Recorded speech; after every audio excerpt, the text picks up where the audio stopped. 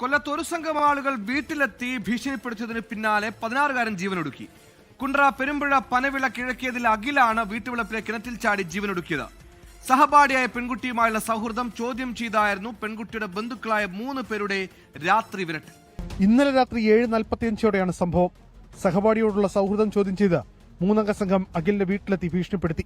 ഇതിൽ അഖിൽ ഭയന്നിരുന്നുവെന്ന് പിതാവ്. പേടിച്ചു കാണും. ഞാൻ എപ്പോഴും ധൈര്യമായിട്ട് മോനൊന്നും പറഞ്ഞു എന്റെ അടുത്ത് സംസാരിച്ച് മോൻ എന്റെ ബാക്കി വയ്ക്കുക, അവർ കേസ് കൊടുക്കും, കൊച്ചിന്റെ പഠിത്തം തീർന്നു, ഇങ്ങനെയൊക്കെ പറഞ്ഞ് സംസാരിച്ചു.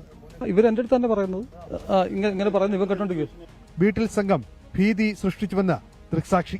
ഇഷ്യൂ ഉണ്ടാക്കിയിട്ടാണ് അവർ പോയത്. ഇഷ്യൂ ഉണ്ടാക്കിയിട്ടാ പോയത്. അവര് മദ്യം അടിച്ച് കാണാൻ എന്ന് തോന്നുന്നു. അന്നല്ലേ ചെറുക്കൻ അന്നേരം തൊട്ടേ മൈൻഡ് പോയി കണക്ക് നിന്നേത്.